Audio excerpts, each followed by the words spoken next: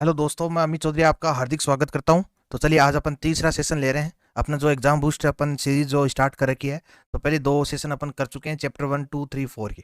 तो आज अपन chapter fifth और सिक्स्थ का एग्जाम बूस्ट करने वाले हैं, जिससे आपको ज़्यादा से ज़्यादा आपके एग्जाम में हेल्प हो सके। तो उम्मीद करता हूँ आपने पिछले दोनों वीडियो आपने देख ली होंगी। तो आज अपन तीसरा वीडियो लेके आए हैं एग्जाम बूस्टर में। तो इसमें अपन देखेंगे चैप्टर फिफ्थ और चैप्टर सिक्स्थ। तो चैप्टर फिफ्थ क्या अपना अरिथमेटिक प्रोग्रेशन। तो चलिए स्टार्ट करते हैं इसको। तो सबसे पहले अपने को अरिथमेटिक प्रोग्रेशन में सीक्वेंस क्या होता है, सीक्वेंस अपने को देखना होता है। तो an arrangement of number which has a pattern which can suggest the successor of every number in the arrangement. अब ये डेफिनेशन से आपको कुछ ज़्यादा लेना देना नहीं है। तो सीक्वेंस क्या होता है? सीक्वेंस होता है कोई भी पैटर्न को फॉलो करता हो उसको क्या बोलते हैं अपन? सीक्वेंस बोलते हैं।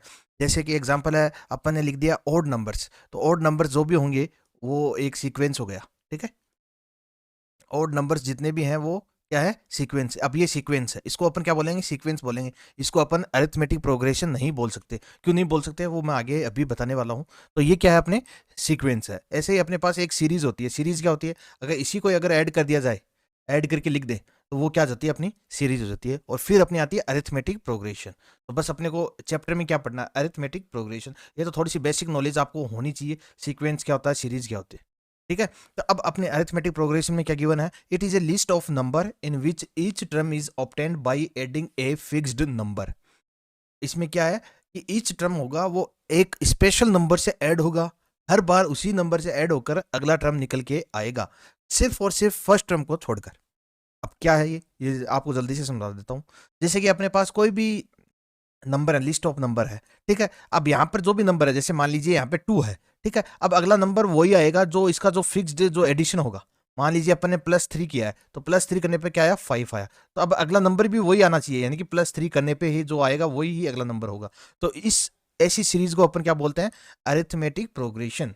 ऐसी सीक्वेंस को अपन क्या बोलते हैं? Arithmetic progression. और जो ये जो फिक्स्ड नंबर होता है, इसको क्या बोलते हैं हम? इसको बोलते हैं अपन कॉमन डिफरेंस। क्या बोलते हैं इसको? Common difference. अब अभी अपन ने एक एग्जांपल लिया था ओड नंबर्स का, 2 3 5 7 11। अब ये पैटर्न तो इसका फॉलो हो रहा है, ठीक है, कि ऑड नंबर्स हैं।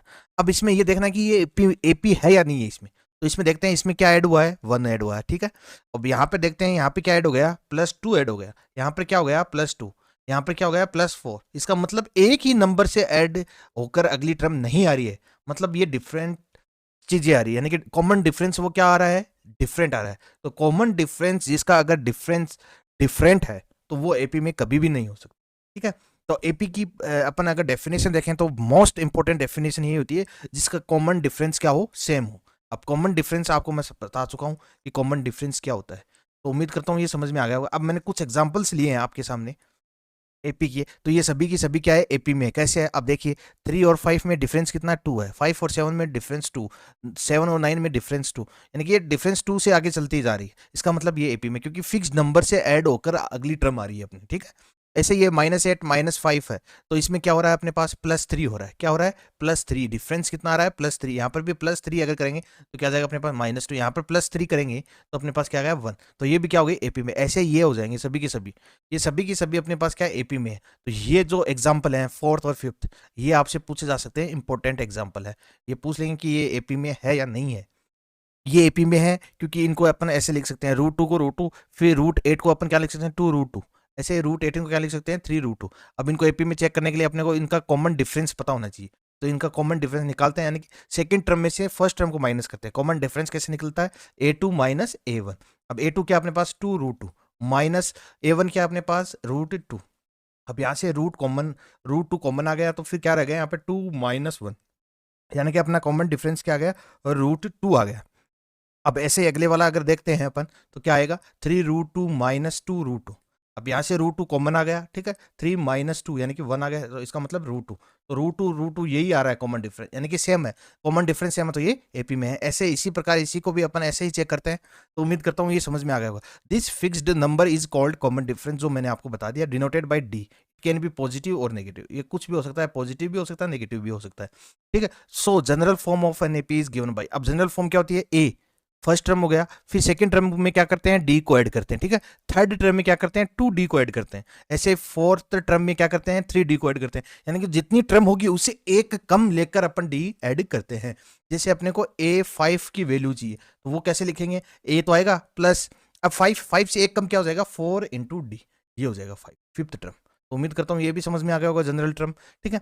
अब कंक्लूजन क्या है, ये मोस्ट इंपॉर्टेंट, यहां से क्वेश्चन आपके एग्जाम में बन सकता है, ये मोस्ट इंपॉर्टेंट लाइन है आपके लिए। If 3 numbers A B C are in AP, अगर 3 नंबर ए बी सी है वो अगर एपी में है, तो अपने पास कंडीशन क्या होती है, 2b is equal to a plus c, ये कंडीशन होती है। इससे अपन पता लगा सकते हैं कि ये एपी में है या नहीं है। तो उम्मीद करता हूँ ये समझ में आपको आ गया होगा। ये कंडीशन आपको याद रहनी चाहिए। जो बीच वाला टर्म होता है वो डबल होता है किसका, फर्स्ट और थर्ड टर्म का, ये आपको होना चाहिए। जैसे एग्जाम्पल अपने पास फर्स्ट एग्जाम्पल दे रखा है, उसी को ले लेते हैं अपन, 3 5 7 9 11, ये ठीक है। अब अपने को फर्स्ट 3 टर्म्स देखने हैं, ये ए बी सी है, ठीक है। अब देखना है अपने को ये एपी में है या नहीं है, ठीक है। इसके लिए क्या करेंगे, 2b यानी b की मतलब सेकेंड टर्म, तो 2 इंटू 5 इज इक्वल टू क्या जाएगा अपने पास, a प्लस सी, यानी कि फर्स्ट टर्म थर्ड टर्म का ऐड, 3 प्लस 7, तो यहाँ से 5 2 10 इज इक्वल टू 7 3 प्लस 3 कितना हो जाएगा, 10। तो ये इक्वल आ रहा है, इसका मतलब ये कंडीशन है वो मोस्ट इंपॉर्टेंट है। उम्मीद करता हूँ ये स्लाइड आपको अच्छे से समझ में आ गई होगी। तो चलिए फिर नेक्स्ट स्लाइड पर बढ़ते हैं अपन। नेक्स्ट स्लाइड पर ये इंपॉर्टेंट फॉर्मूला है, ये आपको याद होने चाहिए, बस इस चैप्टर में यही है इंपॉर्टेंट फॉर्मूला, बाकी कुछ नहीं है इस चैप्टर में। ये अगर फॉर्मूला आपको याद है तो इनको अप्लाई करना होता है क्वेश्चन में और अपना आंसर निकालना होता है। कहीं पर ए एन निकालना होता है, कहीं पर एस एन, यानी कि nth टर्म अगर निकालना हो एपी का तो उसका ये फॉर्मूला होता है a plus N minus one into D, और अगर इनका सम निकालना हो तो उसका फॉर्मूला क्या होता है, n/2 2a plus N minus one into D. अब सम निकालने के लिए एक और फॉर्मूला होता है, वो फॉर्मूला क्या होता है वो मैंने यहाँ लिख रखा है, S N is equal to n/2 a plus L. अब ये फॉर्मूला कहाँ से आया, ये एल क्या है, एल है अपने पास लास्ट टर्म, क्या है, लास्ट टर्म यानी कि nth टर्म। अगर अपने को ए एन की वैल्यू गिवन है या लास्ट टर्म की वैल्यू अपने को गिवन है, ठीक है, ये गिवन है, तो ये अपन हमेशा ये फॉर्मूला यूज करेंगे। जहां पर अपने को क्या नहीं गिवन हो, एन गिवन नहीं हो, nth टर्म अपने को गिवन हो, तो ये फॉर्मूला यूज करते हैं। उम्मीद करता हूँ यहाँ तक समझ में आ गया होगा, ठीक है। और एल को अपन क्या लिख सकते हैं, ए एन भी लिख सकते हैं, और ए एन का फॉर्मूला आपको पता ही क्या होता है, a plus N minus one into d. उम्मीद करता हूँ ये समझ में आपको आ गया होगा। अब अगर अपने को ये पूछ लिया कि nth term from the end of N AP, अब एंड से अपने को पूछ ले nth टर्म, तो अपने पास डायरेक्ट फॉर्मूला होता है, वो क्या है, L minus N minus one into D. और अगर ये फॉर्मूला आप याद ना भी करो तो भी कोई दिक्कत नहीं है, तो अपन एंड से अगर अपने को nth टर्म पूछा है तो उस सीरीज को अपन उल्टा लिख लेंगे, उल्टा लिखने के बाद जो nth टर्म का फॉर्मूला होता है वो भी लगा के अपन कर सकते हैं। और ये इंपॉर्टेंट फॉर्मूला अपने पास, nth टर्म क्या होता है, अगर अपने को सम में दे रखा हो तो S N minus S N minus one, nth term का ये फॉर्मूला होता है। उम्मीद करता हूँ ये फॉर्मूले आपको याद है, ठीक है। तो मैं एक बार आपको रिवाइज करवा रहा हूँ, ये फॉर्मूले याद होने चाहिए और इस पे बार बार प्रैक्टिस कीजिए क्वेश्चन की, तो आपको याद हो जाएंगे। तो उम्मीद करता हूँ ये भी आपको समझ में आ गया होगा। चलिए नेक्स्ट स्लाइड पे देखते हैं। नेक्स्ट स्लाइड पे थोड़ी सी इंपॉर्टेंट चीज़ें मैंने लिखी हैं, जो टिप्स आपके माइंड में होनी चाहिए, कि आपके माइंड में ये टिप्स और ट्रिक्स आपके होनी चाहिए जब आप एग्जाम दो, तो ये पता होना चाहिए। To an AP we add subtract multiply और divide each term by this number, the resulting number sequence would always be an AP. अब एपी है, एपी में अगर ऐड कर दो सभी टर्म को, या मल्टीप्लाई कर दो, सब्ट्रैक्ट कर दो, डिवाइड कर दो, उस एपी में कोई फर्क नहीं पड़ता, वो एपी की एपी ही रहती है। अब ये सेकंड पॉइंट तो वेरी वेरी इंपॉर्टेंट पॉइंट है, क्या है, whenever you be asked to take 3 numbers which are in AP always take. अगर अपने को कहीं पर भी अगर लेट करना हो, 3 नंबर्स हैं जो एपी में है, वो अगर लेट करना हो तो वो हमेशा यही लेट करेंगे, क्या, ए माइनस डी, ए और ए प्लस डी। बस ये आपको याद रखना है, क्योंकि इससे क्या फायदा होता है, इससे डी है, डी अपने पास कैंसिल हो जाता है, ए की वैल्यू अपने पास निकल कर आ जाती है, और ए की वैल्यू निकलने से अपन डी की वैल्यू भी निकाल सकते हैं। तो उम्मीद करता हूँ ये समझ में आ गया होगा। अगर 3 टर्म्स को अपने को लेट करना है कि ये एपी में है, तो अपन हमेशा क्या लेट करेंगे, ए माइनस डी, ए और ए प्लस डी। उम्मीद करता हूँ ये समझ में आ गया होगा। अब थर्ड क्या है, जब अगर 4 टर्म अपने को लेट करने हो, यानी कि 4 नंबर्स अपने को एपी में लेट करने हो, तो उनको क्या लेट करेंगे, ए माइनस थ्री डी, ए माइनस डी, ए प्लस डी, ए प्लस थ्री डी। ये भी इंपॉर्टेंट चीज़ है, आपको याद होनी चाहिए। और 5 अगर नंबर्स अपने को लेट करने हो कि एपी में हो, तो वो क्या करते हैं, ए माइनस टू डी, ए माइनस डी, ए प्लस डी, ए प्लस टू डी। बस यहाँ तक आपको ज़्यादा से ज़्यादा क्वेश्चन आपके 3 नंबर्स लेट करने पर ही आएगा। अगर बाई चांस आपसे थोड़ा सा हार्ड क्वेश्चन पूछ ले तो 4 या 5th नंबर पर जा सकता है एग्जाम में, बाकी आपके 3rd टर्म तक ही आता है लगभग। तो उम्मीद करता हूँ ये समझ में आ गया होगा, ये फॉर्मूले आपको याद होने चाहिए। ये तीनों के तीनों आपको याद होने चाहिए कि क्या लेट करते हैं, ठीक है। अब सम इंपॉर्टेंट की पॉइंट्स, अब ये पॉइंट्स है इतनी ज़्यादा इंपॉर्टेंट तो नहीं है, लेकिन फिर भी आप एक बार नज़र मार लेना इसमें भी, क्योंकि कहीं कहीं कभी कभार पूछ लिया जाता है, ठीक है। अब nth टर्म को इसमें कुछ नहीं है, इसको ओपन किया, a plus N minus one D अपना फॉर्मूला होता है, ठीक है। a एज इट इज आ गया, अब d को अंदर मल्टीप्लाई कर दिया, एन डी माइनस डी, ठीक है। यहाँ से अब a माइनस डी कॉमन आ गया, प्लस एन डी एक साथ है ले लिया अपन ने, ठीक है। तो ये है, अब इसमें कुछ नहीं है, इसमें लीनियर इक्वेशन डिनोट्स करता है जनरल टर्म, बस ये याद रखना चाहिए। जो जनरल टर्म होती है एपी की वो क्या डिनोट करती है, लीनियर इक्वेशन डिनोट करती है, बस ये याद रखना आपको। और लीनियर इक्वेशन डिनोट करती है तो एन का जो कॉफिशिएंट होता है वो क्या होता है, कॉमन डिफरेंस डी होता है। एन का कॉफिशिएंट क्या होता है, डी होता है, और कांस्टेंट टर्म क्या होती है, ए माइनस डी। उम्मीद करता हूँ ये समझ में आ गया होगा, ठीक है। ये तो nth टर्म के लिए था। अब सम ऑफ nth टर्म के लिए देखते हैं वो क्या फॉलो करता है, वो क्या डिनोट करता है। उसको भी ऐसे ही अपन ये फॉर्मूला अपना इसको अपन ने खोला है, ठीक है, इसको सोल्व किया है, सोल्व करने के बाद ये अपने पास निकल के आया है। तो इसका मतलब क्या है, जो सम ऑफ nth टर्म है वो किसको डिनोट करता है, ये n स्क्वायर आ रहा है, इसका मतलब क्वाड्रेटिक इक्वेशन को डिनोट कर रहा है। तो आपसे मल्टीपल चॉइस क्वेश्चन में ये क्वेश्चन पूछा जा सकता है कि जो सम ऑफ n टर्म्स है denotes linear equation, quadratic equation, cubic equation या ऑल ऑफ द अबव। तो आपको क्या लेना है, क्वाड्रेटिक इक्वेशन। अब इसमें थोड़ा सा अगर देखें कि एन स्क्वायर का जो कॉफिशिएंट है वो क्या है, डी बाई टू है, और एन का कॉफिशिएंट क्या है, वो है ए माइनस डी बाई टू। उम्मीद करता हूँ ये समझ में आ गया होगा, ठीक है। तो यहाँ पे ये ही अपने को चैप्टर 5 अरिथमेटिक प्रोग्रेशन में पढ़ना है, यानी जो भी इंपॉर्टेंट थ्योरी थी, जो भी इंपॉर्टेंट पॉइंट थे, मैंने आपसे डिस्कस कर लिया है। अब बस आपके ऊपर है कि आप कितने क्वेश्चन सोल्व करके जाते हो, कितनी प्रैक्टिस आप करके जाते हो। आना इसी में ही है, इससे बाहर आपसे कुछ भी नहीं पूछा जाएगा। जो मैं आपसे डिस्कस कर रहा हूँ एग्जाम बूस्टर में, इसके बाहर आपको कोई भी क्वेश्चन नहीं आने वाला है। तो इसी में से आना है, बस आपको प्रैक्टिस करनी है। जितनी ज़्यादा आप प्रैक्टिस करोगे आपके लिए उतना ही बेनिफिट होगा। तो उम्मीद करता हूँ ये समझ में आ गया होगा। तो चलिए फिर चैप्टर 6 और देख लेते हैं अपन। चैप्टर 6 क्या अपने पास, कोऑर्डिनेट ज्योमेट्री। अब कोऑर्डिनेट ज्योमेट्री में अपने को क्या क्या देखना है वो जल्दी से मैं बता देता हूँ। अपने पास सबसे पहले अपने को क्या है, ग्राफ आना चाहिए, ठीक है। मतलब कि अपने पास जो कोऑर्डिनेट प्लेन होता है वो अपने को थोड़ा सा नॉलेज होना चाहिए, ठीक है। ये अपने पास कोऑर्डिनेट प्लेन होता है, ठीक है। ये अपने पास कोऑर्डिनेट प्लेन होता है, ठीक है। ये अपने पास क्या होता है, एक्स होता है, ये वाई होता है। उम्मीद करता हूँ ये समझ में आ गया होगा आपको, ठीक है। अब अगर फर्स्ट पॉइंट अपने क्या गिवन है, distance from any point from the Y axis. अब वाई एक्सिस से कहीं पर भी कोई भी डिस्टेंस अपने को पूछी जाए तो उसको क्या बोलते हैं, एक्स कोऑर्डिनेट। क्या बोलते हैं, एक्स कोऑर्डिनेट। उसको क्या बोलते हैं अपन, एक्स कोऑर्डिनेट बोलते हैं, या उसको क्या बोलते हैं, अब्सिसा। तो अब्सिसा क्या होता है, जो एक्स कोऑर्डिनेट होता है उसी को क्या बोलते हैं, अब्सिसा। मान लीजिए यहाँ पर कोई पॉइंट है, ठीक है, ये पॉइंट है 2 और 3, ठीक है। तो यहाँ पर एक्स कोऑर्डिनेट क्या हो गया अपने पास, 2। एक्स कोऑर्डिनेट क्या है, 2, ठीक है। और ये जो 3 है ये क्या है, वाई कोऑर्डिनेट, वाई कोऑर्डिनेट। और इसको क्या बोलते हैं हम, ऑर्डिनेट भी बोलते हैं। और 2 को जो एक्स कोऑर्डिनेट है उसको क्या बोलते हैं अपन, अब्सिसा बोलते हैं। अब ये 2 डिस्टेंस है, वाई से कितनी डिस्टेंस है, 2, तो ये क्या हो गया, एक्स कोऑर्डिनेट हो गया। और एक्स से जितनी डिस्टेंस होगी उसको क्या बोलते हैं, वाई कोऑर्डिनेट या ऑर्डिनेट। तो उम्मीद करता हूँ ये समझ में आपको आ गया होगा। और जो ओरिजिन होता है वो क्या होता है, 0 0, ठीक है। ये पॉइंट भी आपको समझ में आ गया होगा, पॉइंट ऑन एक्स एक्सिस। अब अगर अपने को लेट करना हो पॉइंट ऑन एक्स एक्सिस तो वो क्या करते हैं, अब पॉइंट एक्स एक्सिस पे होगा, इसका मतलब क्या होगा, वाई इज इक्वल टू क्या होगा, 0 होगा। वाई क्या होगा, 0 होगा, और एक्स की कोई वैल्यू होगी। तो पॉइंट ऑन एक्स एक्सिस अपन क्या लेट करते हैं, एक्स 0। और पॉइंट ऑन वाई एक्सिस, अगर वाई एक्सिस पे कोई पॉइंट है, यहाँ पर कोई पॉइंट है, इसका मतलब क्या हो गया, ये जो डिस्टेंस है एक्स से वो तो अपने पास है, लेकिन डिस्टेंस किससे, वाई से कुछ नहीं है, 0 है, तो इसका मतलब 0 वाई। तो उम्मीद करता हूँ ये समझ में आपको आ गया होगा। तो यहाँ तक आपको कोई दिक्कत नहीं आई होगी, बस इसको ग्राफ को आपको समझना है कोऑर्डिनेट ज्योमेट्री में, और कुछ भी नहीं है। अब अपने पास 4 क्वाड्रेंट्स होते हैं इन कोऑर्डिनेट प्लेन। अब ये 4 क्वाड्रेंट्स अपने पास, फर्स्ट क्वाड्रेंट, सेकंड, थर्ड और फोर्थ। बस अपने को ये पता होना चाहिए फर्स्ट क्वाड्रेंट में एक्स की वैल्यू और वाई की वैल्यू दोनों क्या होती हैं, पॉजिटिव होती है, ठीक है। दोनों ही क्या होती है, पॉजिटिव होती है, ठीक है। लेकिन सेकंड क्वाड्रेंट में क्या होता है, एक्स क्या होता है, माइनस होता है, यानी कि एक्स कोऑर्डिनेट क्या होता है, माइनस होता है, लेकिन वाई पॉजिटिव होता है। कैसे होता है, क्यों होता है, वो भी मैं बता देता हूँ। अब यहाँ पर अगर नंबर, यहाँ पर नंबर लिखते हैं तो एक्स की क्या वैल्यू आएगी, माइनस में आएगी, -1, -2, -3। और वाई की क्या आएगी, 1 2 3 ये आएगी। तो इसका मतलब एक्स क्या है, माइनस में है, और वाई क्या है, प्लस में। अब थर्ड कोऑर्डिनेट में क्या होता है, थर्ड में दोनों ही नेगेटिव होते हैं, दोनों क्या होते हैं, नेगेटिव होते हैं। क्यों होते हैं, क्योंकि एक्स तो नेगेटिव ऑलरेडी है, और नीचे की तरफ वाई भी क्या हो जाएगा, नेगेटिव हो जाएगा, -1 -2 -3। उम्मीद करता हूँ यहाँ तक समझ में आ गया होगा। अब फोर्थ कोऑर्डिनेट में क्या होता है, फोर्थ कोऑर्डिनेट में क्या होता है, एक्स तो पॉजिटिव होता है, क्योंकि एक्स तो ये है, तो इधर तो पॉजिटिव होता है 1 2 3 4, लेकिन वाई क्या हो जाएगा, नेगेटिव हो जाएगा। तो उम्मीद करता हूँ ये भी आपको समझ में आ गया होगा अच्छे से। बस ये आपको याद रखना चाहिए, याद रहना चाहिए, क्योंकि मल्टीपल चॉइस क्वेश्चन में आपसे सिंपल क्वेश्चन पूछा जा सकता है कि सेकंड क्वाड्रेंट में एक्स कोऑर्डिनेट क्या होता है, पॉजिटिव होता है, नेगेटिव होता है, ये क्या होता है। तो ये बस आपको याद रखना है।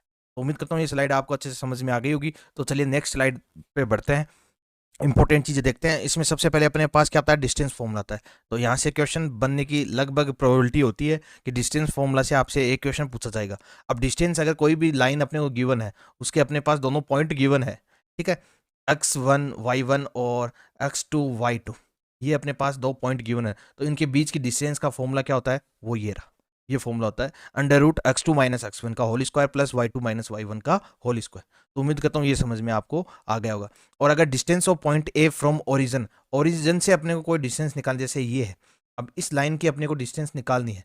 यहाँ पे पॉइंट मान लीजिए x और y है, ठीक है, ये 0 0, ओरिजिन से अपने को डिस्टेंस निकालनी है, तो उसका फॉर्मूला क्या हो जाएगा, under root X square plus Y square. उम्मीद करता हूँ यहाँ तक आपको कोई दिक्कत नहीं आई होगी, ठीक है। अब ये इंपॉर्टेंट है, टिप्स एंड ट्रिक्स में ये इंपॉर्टेंट है। अब ये इंपॉर्टेंट कैसे है, अगर फोर चारों की चारों साइड आपको अगर इक्वल आ जाए, कोई भी अपने को पॉइंट दे रखे हैं, वो चारों साइड अगर इक्वल आ जाए, तो उसको क्या बोलते हैं अपन, रोम्बस बोलते हैं। ये आपने 9th क्लास में पढ़ा है। तो उम्मीद करता हूँ ये समझ में आपको इजीली आ जाएगा, कहीं कोई दिक्कत नहीं है। और अगर फोर साइड्स इक्वल है और डायगोनल्स भी इक्वल है, ठीक है, तो अपन उसको क्या बोलते हैं, स्क्वायर बोलते हैं। और अगर ऑपोजिट साइड्स हैं वो इक्वल हैं, तो उसको क्या बोलते हैं, पैरेललोग्राम बोलते हैं, ठीक है। और अपोजिट साइड्स और डायगोनल जो भी हैं वो इक्वल होंगे, तो उसको क्या बोलते हैं अपन, रेक्टेंगल बोलते हैं। तो उम्मीद करता हूँ यहाँ तक कोई दिक्कत नहीं आई होगी। और अगर ट्राइंगल में पूछ लिया जाए, तो राइट एंगल ट्राइंगल अगर वो पाइथागोरस थ्योरम को अगर फॉलोज करता है, तो वो क्या हो जाएगा, राइट एंगल ट्राइंगल हो जाएगा। उम्मीद करता हूँ ये भी समझ में आ गया होगा। अब ये जो कोलिनियरिटी की कंडीशन है, ये इंपॉर्टेंट कंडीशन है, ये बार बार एग्जाम पूछ जाती है। ABC are collinear if A B plus B C है वो किसके इक्वल हो जाए, ए सी के इक्वल हो जाए। यानी कि दो दो साइड्स है, वो उसका एडिशन क्या हो जाए, थर्ड साइड से इक्वल हो जाए, तो वो क्या होता है, कोलिनियर। कोलिनियर का मतलब एक ही लाइन में तीनों पॉइंट लाई कर रहे हैं, ठीक है। जैसे ये ए पॉइंट, ये बी पॉइंट और ये क्या है, सी पॉइंट। तो A B plus B C है वो किसके इक्वल हो जाए, ए सी के। तो इसका मतलब क्या हो गया, वो एक ही लाइन में है, यानी कि कोलिनियरिटी की कंडीशन फॉलो करते हैं। तो उम्मीद करता हूँ ये समझ में आपको आ गया होगा, कहीं कोई दिक्कत नहीं आई होगी। तो चलिए नेक्स्ट स्लाइड पे देखते हैं। अब अपने पास एक और इंपॉर्टेंट चीज आती है, सेक्शन फॉर्मूला। 101% यहाँ से क्वेश्चन एक बनने वाला है, क्योंकि सेक्शन फॉर्मूला से क्वेश्चन बनेगा ही बनेगा, चाहे वो 2 मार्क्स में बने, 3 मार्क्स में बने, या 5 मार्क्स में भी बन सकता है।